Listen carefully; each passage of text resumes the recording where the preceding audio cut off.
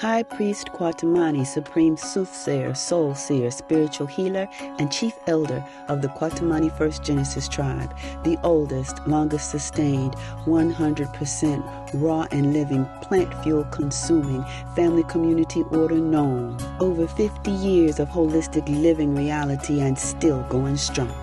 Greetings, the most supreme spirit of love. And I just had a beautiful communication with one of my doctrines. There are 9 of them, or should I say 10.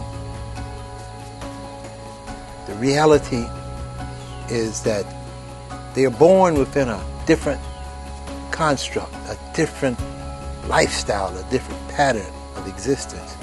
But they're born within a global sphere where those around are affected by a different consciousness, a different nature of energy under a different influence. Their ancestors have already identified the nature of that influence through pyramid texts and etc. There is an ancestral telling recorded by the sacred ancestral Kemetic Naga priesthood in the pyramid text, which is the oldest surviving spiritual text known to humanity. Quote, within the telling of Asar and Aset, a being by the name of Set is identified as the brother of both Asar and Aset. Set is noted as being born under unnatural and traumatic circumstances. Quote, at last there was born Set, and Set tore a hole in his mother's side. Set, the violent one. Page 118 from the prophetic 12,594 year Banu cycle, encoding the consciousness of higher peace through the divine union of masculine and feminine energy, Book 1 by High Priest Kwatamani. We have to get to a comprehension as to why certain kinds and types of circumstances are manifesting at this particular point in time upon Mother Earth, and what we must do, what is our purpose, reason for existing, for being upon this planet. Why are we embodying physically as soul-to-soul beings? The very first thing is we have to come to a comprehension that we are soul-to-soul beings. We have to comprehend that the essence of life and supreme love is soul. We are birthed from the most supreme, seen and unseen essence of masculine and feminine energy. No ands, no ifs, no buts about it. It takes the divine union of masculine and feminine energy to emerge into one in order for us to forward rebirth into every offspring and vibration of generation next. Quote, one can note in Genesis 1 where the most supreme essence of life declared its creation of man, he and she, as a mirror reflection or image of the physical presence of the most supreme unseen. Quote, let us make man in our own image. The most supreme unseen created as seen in man, he and she, as male and female, with the blessing to be fruitful and multiply.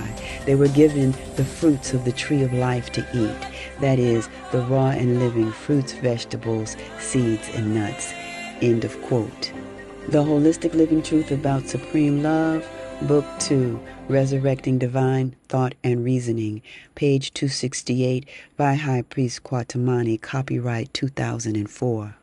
Never forget, all through this communications, that you're speaking with I, the chief elder of the Kwatamani First Genesis tribe. What does that mean? Divine union, divine consumption, forward multiplication to every offspring and vibration of the generation next. In order for us to forward these holistic living reasonings, these holistic living principles, this holistic living order, we must be properly fueled. Therefore, the first principle is the consumption of raw, living fruits, vegetables, seeds, nuts, herbs, spice, foods of the tree of life, a green earth solar conscious presence, so that we can be prepared as man he and man she to go forward and multiply divinity into every offspring and vibration of the generation next. And that forward multiplication must be within divine social, economic, family, community order. Circle, circle, the supreme circle of life, so that we can carry the souls that await to be re-embodied, to solve some of these conflict, confusing, and chaotic matters that has dominated our earthly presence. Family community order, period, has been ripped and torn apart. Now imagine a young daughter, daughters, sons, born within a sacred space, born within a rainforest jungle environment, bred within a rainforest jungle environment, reared within a rainforest jungle environment. Imagine dealing with an external world where the vibration of conflict, confusion, and chaos, and suffering, grueling misery, aches, and pain has become a reality, a norm, an expectation. Imagine those sacred ones required by their natural innate state of being to keep the sacred order of divine consumption, fruits of the tree of life. That we have done. We have done that because the values to participate in the growing of the sacred garden culture presence, the maintaining of the sacred garden culture presence, and to honor the tree of life. The next element has the question marks. That next element is what this presentation, what each and every presentation of the I and I is aimed at. Divine union, masculine and feminine energy, he and she, biologically, so as to go forward and multiply divine order into every offspring and vibration of the generation next. We must awaken the sacred ancestral souls of a sacred few, wherever they may be, in the nicks and corners and crevices, in those back spaces and places, somewhere hopefully within some kind of tree-oriented environment, to be able to comprehend that it's mission time. It's a sacred time of a divine gathering, different from any other gathering that we have seen. It's that next generation. That next generation whom have been prepared to take this sacred mission a step further by having divine guidance and protection, a reality that has been missing. And it has taken so many sacred ancestral elders orchestrated, manipulating, maneuvering quietly to get this manifestation into a reality. Quote, "Behold, I have given you every herb bearing seed which is upon the face of all the earth, and every tree in which is the fruit of a tree yielding seed. To you it shall be for meat." Genesis 1:29. From that divine oneness came divine union, divine consumption, and the sacred request to go forward and multiply divinity.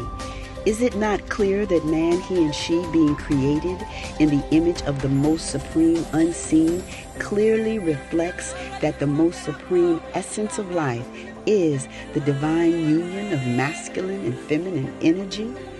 Thus was the formation of the sacred garden culture of the divine children of the sun. The divine children of the sun were the sacred keepers of a divine social economic family community. The most supreme would become seen and unseen. Madasi, Madasi, Madasi. Sacred spirit of... Page 268, Holistic Living Truth About Supreme Love, Book 2. He and she, to reestablish a holistic living way of life as it was in the beginning. So it must be. That sacred garden culture presence must be our reality. That first Genesis reality must be our direction. And we must forward by any means divinely necessary. And it must forward into every offspring and vibration of the generation next. This is our mission. Our sacred ancestral priesthoods of old have told a story that must be told in order for man, he and she, to comprehend where they're at, where they need to be within this sacred mission. That nature that opposes green earth solar conscious reality has perpetuated a spiritual war. And it's been going on for quite a while. And it's intensifying. Because the weaker that energy is, the more force that it uses to make it appear that it is winning so far. We have to get an understanding of this nature that has been identified by the sacred ancestral priesthood as the coming of that second child. Quote, "We must take a little time concerning the break within the family tree, a break that would seed a mutated and degenerated man, he and she, who would no longer reflect the sacred garden culture of the divine children of the sun. A man, he and she, who would learn to hunt and kill, to gather and steal, while slaughtering the life of other creatures for consumption and wear, and even just for the thrill of the kill. Rape and murder would become a norm, as they would kill their own brother and any other in games of war and sacrifice as a testimony that all was fair in love and war. We will not have to look too far. We will look at an outsider culture by looking just outside of Genesis 1 into Genesis 2, where a new story of a new creation would begin. Imagine the contradictions and esteem deficit disorder that are automatically bred within a concept of a male God creating a man, he, in his own image, and later creating a female to keep his companionship after the animals don't quite suit his needs." End of quote. The Holistic Living Truth About Supreme Love, Book 2, page 271.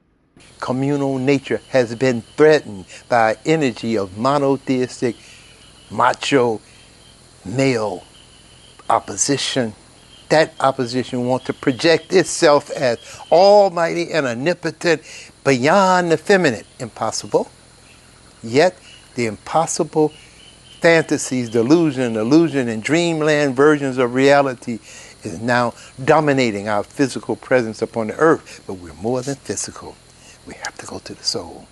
We must honor our presence within the divine union of masculine and feminine energy, he and she. It is very clear that the male has been pushed into a narcissistic kind of a reality and have been separated and isolated from the family community order so that he will become mesmerized by the idea that he's almighty over everything, which is the biggest deception that can be perpetuated upon this earth by man, he and she. To begin to think that he's the carrier of the seed, when in fact what he carries is the sperm, because she carries the seed that blossoms into her womb and grow inside of her belly into a human being, he and or she. We have to begin to comprehend the massive deception that has been perpetuated into our consciousness so that man, he and she can fall under the control of that opposing nature through the various strategies of spiritual war. Obviously, the male is a part of the communal order, and she's communal by nature. He's birthed to give divine guidance and protection to the womb from which he comes. It's common sense not to be in opposition to that womb, because to do so is a statement that he opposed his own existence. That was the nature of Set, Sutik Satan, according to the ancestral tellings. He ripped and tore the womb of his own mother, wanting to be so much as a monotheistic, almighty and omnipotent energy. Seth would work to keep his disciples and followers disconnected from their sacred ancestral spirit presence and would mastermind the kind of tricks and deceptions that keep mass populations entrapped in the toxic parallel of the deaf culture. Seth would be the lord of warlords, hunters and herders, and all those conquered populations who were defeated by the war god cry of submit or die. Blood spill and burnt offerings would continue to be the communion rites of daily consumption. Seth is noted as being a grand master of deceit, performing the kind of cold-blooded deception where he could look his own brother in the eye and smile while plotting Asar's death. Not only is the Sethian vibration of the opposition energy a master of deception, Seth is also known throughout his history in the Kemetic records as a master of disguise, who has the ability to shapeshift or change his appearance depending on the social, economic, political, and religious climate of the times. The principle of Seth would be to apply any means necessary and by any guise or disguise necessary to break man, he and she's alliance to the principles of Asar and the way of life of the sacred garden culture from which we come. Page 132 from Banu, Book 1.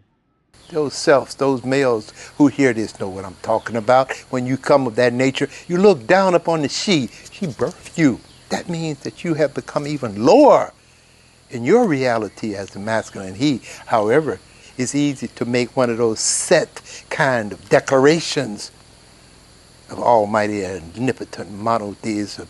And it's easy for those who are upon that to begin to perpetuate an almighty and omnipotent he. Just ignore your holistic living presence as an element of the two parts to one whole coming into a oneness.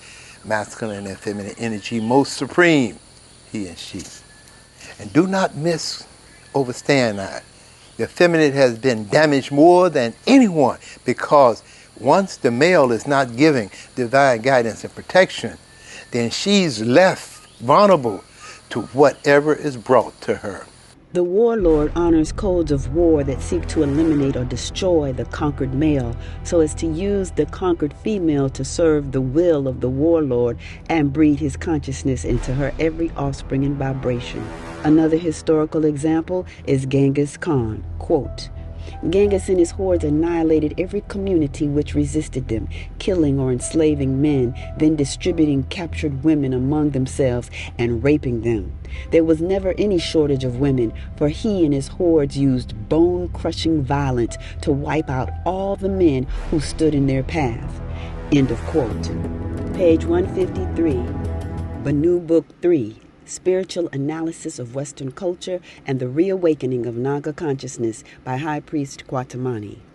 And what has been brought to her is a nature that will put her into a state where she will forever, into perpetuity, perpetuate that nature that has been brought to her into every offspring birthed of her. So she then will birth the nature of Set, Sutik, Satan into every offspring. And this is a reality that we don't want to have to deal with. We don't want to have to face. We want to declare righteousness, and we're in a mess that need to be resolved, man, he and she. We have so much detoxing and purging and healing that must manifest so that we can start to birth a righteous presence of our existence within the physical, which will allow the sacred ancestral soulful essence of life and supreme love to walk this earth holistically, mentally, physically, spiritually, soul journey, a righteous path of existence, a first Genesis path. We are a long ways off of that. Yeah, and I speak for the Kwatamani First Genesis tribe, we're a long ways away. So long as the wholeness is divided and conquered and separated, each part of that wholeness is divided, conquered, and separated. To be able to identify a sacred ancestral masculine presence, to be able to identify sacred ancestral she, to be able to bond and relationships with these offsprings, to be able to have a network where those who are parents can devote their life energy to the generation next, devoting his and her life to the forwarding of that next generation, getting the pleasure of knowing that you have been a part of the collective wholeness, the resurrection of the divine children of the sun and the sacred garden culture from which we come as green earth solar conscious beings, breaking the codes of toxic disorder, breaking the 666 fix, and coming into a reality of comprehending that we, the children of the sun, have made a decision to reclaim our divinity. That we have made a decision to reclaim the essence of life and supreme love. We have made a decision to give honor to the most supreme seen and unseen essence of who we be as man, he, and she. In other words, that we have come to recognize that we've been tricked by an opposing energy that has perpetuated an almighty, omnipotent, monotheistic male God as the creator of all things, and we know within our heart and soul that that's an impossibility. We know that. We know for a fact that it requires the divine union of masculine and feminine energy with a purpose of going forward to multiply divine socioeconomic family community order. We know that the most supreme presence of who we be is the most supreme presence of masculine and feminine energy. We know that within a toxic state, man, he and she can lay down. What they're going to create is a toxic nature. What you put in is what will come out, and that's what will come back to you. That toxic nature will represent what the ancestors have identified in Set, Sutek, satanic reality. And that will perpetuate itself into perpetuity unless we make a holistic living decision to cease and desist, to perpetuate such a nature and recognize that that's what we have been a part of from day one. That's what's difficult. Because each person want to come to a state of trying to declare their self as a righteous presence without going through the wholeness of detox and purging to heal, and not wanting to realize that what you have perpetuated has to detox, purge, and heal too, because what you have perpetuated is a presence that represents what you was. And as such, it recognized what's going to be unless we cease and desist to perpetuate that opposing nature of energy. This is the key in the spiritual war that is waged against us. And what we have to do as sacred ancestral souls is to recognize that we have nothing that we should be doing at this particular point in time other than breaking the codes of toxic disorder by every means divinely necessary. Breaking those codes mean to make an open declaration of realigning with that sacred ancestral first Genesis reality. Working to detox, purge, and heal so that we can become a part of the real deal, divine socioeconomic family community order. And recognizing that every sperm cell that we have as a male needs to be devoted to the forward multiplication of divine socioeconomic family community order. And that every seed within that womb of she, their uterus, must be devoted to the resurrection of divine socioeconomic family community order. In other words, we must cease and desist to perpetuate that satanic nature of self-deified, self-glorifying pleasure, and comprehend why we're here in the first place, and comprehend why we have sperm, why we have ovaries. Why we come together within a divine union of one. Why that's so powerful to enjoy the power of that. Being a part of the most supreme seen and unseen essence, offsprings of the supreme presence of man, he and she, in the image thereof. The spiritual war that's been waged against us has taken its toll, and it has left damage that's beyond reasoning. So we need to cease and desist to have anything to do with it. We can't reason with it. We cannot reason with that nature that opposes our existence. It's a waste of our time. What we have to do is to understand it. We have to comprehend it. Otherwise, you will be deep-seated in it and not even know that you're actually supporting that you say you oppose. Divine clarity. This is the reality at this particular point in time. So what is the mission of the I?